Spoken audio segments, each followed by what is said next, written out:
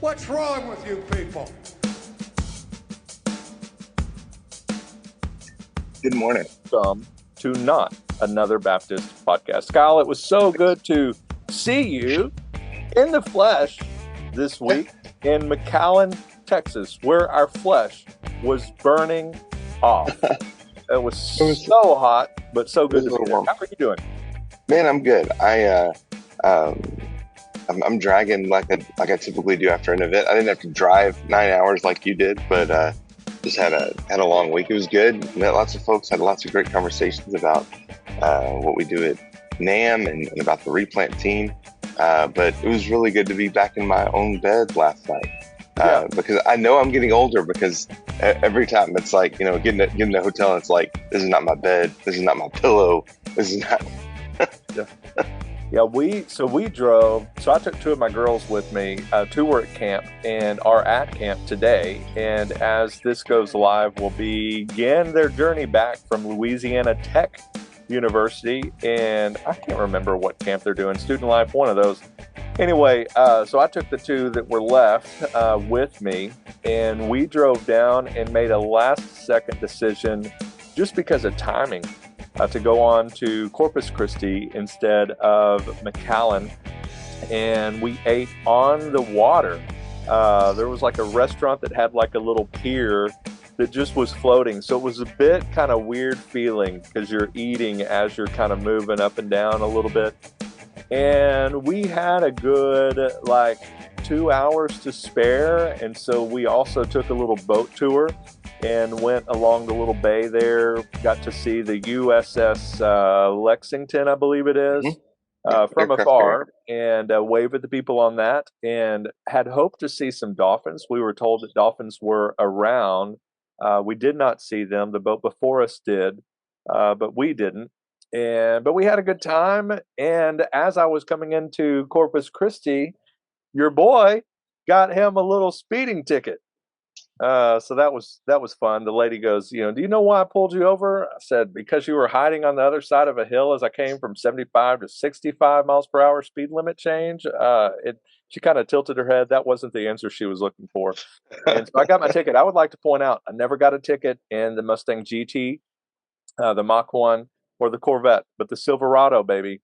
I got me a ticket going like 82 and a 65. That was great. And anyway, we did have a wonderful time in McAllen for that. It was good to hang out with you. Good to visit with Leighton Flowers and many others, a lot of pastors there. CBA had, I think, 3 pastors that were there. There's 660 or so messengers, but it was a good time. And so anyway, we're back. And today we are talking about worship, a replant reality.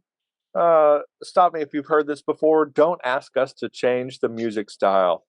Don't ask us to change the music style. You arrive to a church and they've got the 1963 Baptist hymnal as inspired by Jesus himself, and they ain't changing, let alone putting the words on the wall, right? That's heaven forbid we would do something like that. So let's talk a little bit about music style, music preferences, and so forth. And the first question, this is based on an article written by your boss, one of your bosses. I don't know who your boss is. John Mark, Bob Bickford, Kevin Ezell, Bart Barber, I don't know. But this one was by Bob Bickford, and he asked a great question. When did worship become about us? Kyle, when? Well, if you want to go back to the Bible, I think folks have always tried to make it about themselves, but across not just church history, but even back in biblical history, when folks tried to make worship about themselves, it usually didn't pan out very well for them. You think about, you go back and look at the sons of Eli, right? Who were supposed to lead the people. Levi's the priest who was supposed to lead the people in worship, and they didn't, right? And so, that they met a poor end.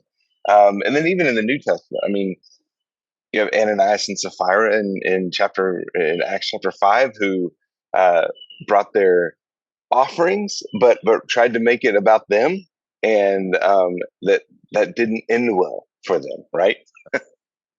Bad things happen. So there's always been this bent, right, towards making worship about us, and the Bible shows time after time after time that that's not the way that worship is designed. Now, the thing that we the trap that we can get into is, um, I want worship that makes me feel comfortable. I want worship that makes me feel good. I want worship um, that reminds me of the church that I grew up in, right? That's familiar to me. And that's really where we can make it about us. And this is what I like. And this kind of leads into our next point of when did we lock in on a particular style? So when we say worship, when did that become a particular style of music, right? So now we have an entire genre of what is it called? Worship music. Yeah. That and that's a really good question. When that happened, probably sometime in the 80s and 90s when we had the worship wars. And even though if you were a worship leader in the 80s and 90s, even the early 2000s, I think you might kind of look at the landscape today and say things have certainly calmed down from where they were. Like we don't hear a lot of stories about um, a guy getting fired because he played the guitar on on Sunday morning anymore. That was a reality 30 years ago. We don't see that so much anymore, but this can still be a fight, particularly if you try to push a particular style, right? So if you step into a church where for the last 100 years they've primarily sang hymns with a piano, and you come in and say, "Hey, we're going to switch and we're going to start singing Hillsong next week," it's probably not going to work out for you very well, right? That's such a dramatic shift, and I would argue this: when we talk about don't ask us to change the music style, we're not saying you need to move to a contemporary service away from a traditional hymn service. I think when we say don't ask us to change the music, the one thing that you want to make sure that is happening in your worship service is that your music is done well, that it invites people to sing, and that there is a worshipful attitude, and that you don't want every single worship service to feel like a funeral. And if you're singing Blessed Assurance, um, it should seem like that you're happy about that. Yeah. Not that oh, blessed assurance, Jesus is mine. Yeah. No, you need Let Matt. me say this is kind of implied. I wish Bob made this point a little more. And I love Bob. I'm not disagreeing with him at all. I just it's implied here because a long history, kind of going back to the last point. People began to describe a Sunday worship gathering as the music being sung. The either hymns, is it traditional, contemporary, whatever, calling our guy the worship pastor or the worship leader. And in reality, that's where the shift kind of derails at its core, because the worship isn't only the music. It's the scripture reading. It's the prayers we pray. It's the sermon that is preached. And in reality, the worship leaders should be the pastor in that sense, or that entire team. So you have a music leader, song leader, that kind of thing. And that's where we start going into some of this, the particular style and whatnot. I remember, I was on the tail end, I guess, of the worship wars that Bob mentions, or links to an article where it says those are largely over. It just said nobody's really getting in trouble for having a guitar on the stage, or the drums on the stage that are going to conjure up demons, whatever it might be. But I remember having to take that long and patient approach of getting guitars and drums introduced to a worship service, the song portion of our worship gatherings, where I would put the drums on the stage for a while. And then the drums, Nobody play them. They would just sit there. they Yeah. would just sit there. It's like, just see it. It's there. No ghosts are going to come out of it, whatever it might be. Then maybe it would be used for the special music, and then maybe we would use it for one of the contemporary songs, and then eventually it became accepted, and so it was like kind of that frog in the boiling water type thing. Instead of just throwing it on there and going all in, you just had to take your time. And I was also in a church that in our bylaws I had to have a 50-50 split between traditional hymns and contemporary songs. So that's funny you say that. I knew a church that had in their bylaws from when they were established. They were a church split um, as well. They were established in the early 2000s, so right at the tail end of what we would know as the worship wars. But in their bylaws, um, they had in there they would not sing anything that was not in the I believe it was the 1992 Baptist hymnal. Yeah, I said That 63. I was stuck on the yeah Texas Baptist yeah meeting. Yeah, you so got it right. so there is well, I mean there were several editions back there. It was like a 92, there was a 72, and then I think 55 was Yeah. before that, if I remember 92 right. is the authorized But version. yes, that's right. I mean that was the one that was and in the church that I grew up in, Matt, they had done it so well. They had matching carpet, pews, and hymnals. Everything matched. It was all red. I love it. But yeah, this one church, they had in their bylaws they would not sing anything that was not in the 1992 hymnal. Um, so the pastor who was a pretty traditional guy, but saw the value in some songs that had been written in the last 30 years, was really handcuffed in that. Now they eventually were able to change that, but it took a long time. Um, and again, so we're not talking just about style here, but we are talking about um, is your worship done well? Um, are you are you singing kind of old classic songs of the faith that the believers have sung for several hundred years, and newer songs? Because there's a lot of fluff that's out there right now, but there are good songs still being written. Um, just think through the Gettys have some really good stuff. Matt Boswell, who's very close to your area there in Dallas, has written some fantastic new hymns for the church. So don't just lock yourself in. We have to sing something in the hymnal. That's the canon. No, there's good stuff that's being written. Don't lock yourself necessarily into a certain style of music. Yeah. Yeah. And so yeah, moving on to the bigger question is, what is God calling us to Yeah. do?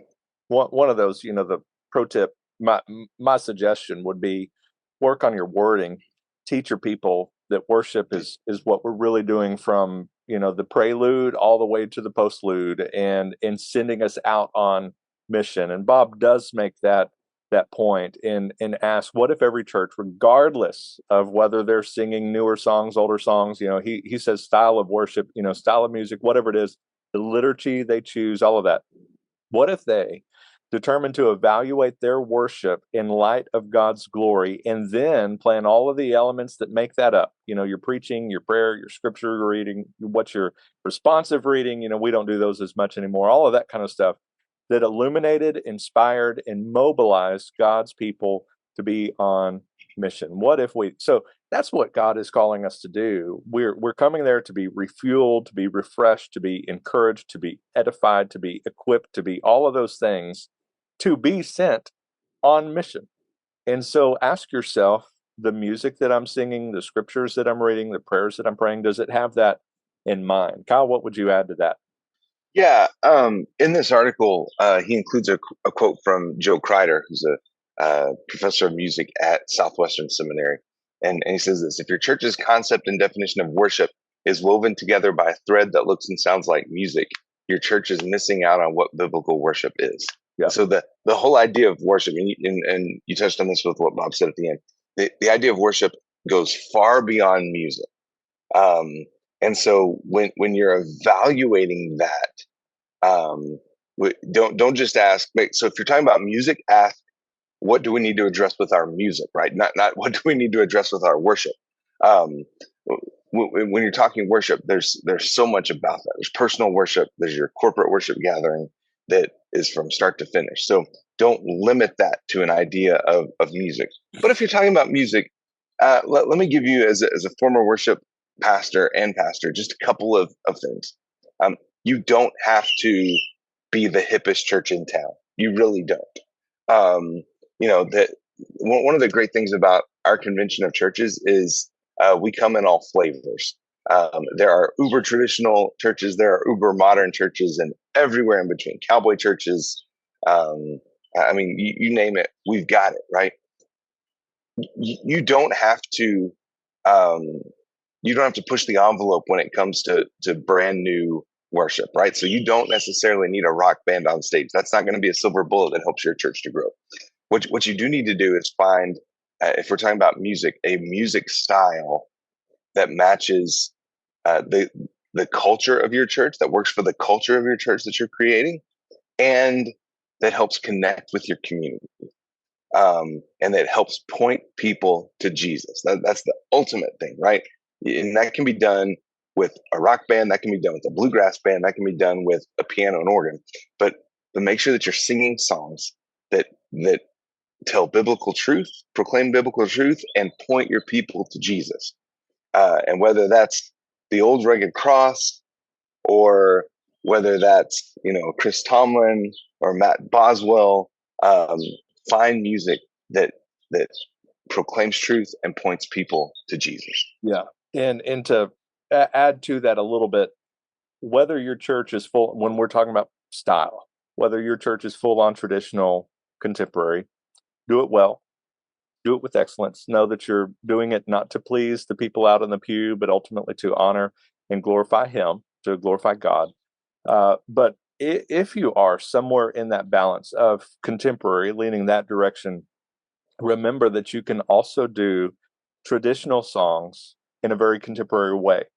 Indelible Grace, Sovereign Grace, Matt Boswell, many of those guys are doing some incredible old songs refreshed. I did that for a while, and I don't recommend my stuff at all because it was all 6/8 done with a cut capo. Anybody can do it, but it all sounds the same. But what were your CDs called? My Songbook or something like my that? hymn book, baby. My hymnal. My hymn book. The goal was to do all 150 Psalms, and I made it to 10, and I gave up because all 10 of them sounded exactly the same, and I sold a sum total of about 10 albums. But hey, those are still available on Amazon. They are still available. My hymn book. Again, don't recommend. Don't look them up. It's horrible. But anyway, find, if you're a contemporary church, man, the theological depth that's in some of those songs that have stood the test of time by the people that wrote them, and the depth and just the richness of those words and the lyrics and all that kind of stuff, because it matters what we sing too. And so take some time to maybe find some of those old songs refreshed and done in a way that's going to fit in your context, all of that sort of thing. If you're, traditional, keep doing it well, all that kind of stuff. But remember, there's a lot of resources that are out there for you. And as we wind down, Kyle, if I'm reading this correctly, this is going to be episode number 300. Wow. 300 times. Technically, it'll be 300.5 because if you remember, we had I think our second or our third episode. Yeah, that's right. We had a 0.5. Was midweek because there was that shooting at Sutherland Springs 300 episodes ago. That was wild. A lot has changed since then. We're now in a new state, doing new roles, all of that. Yeah.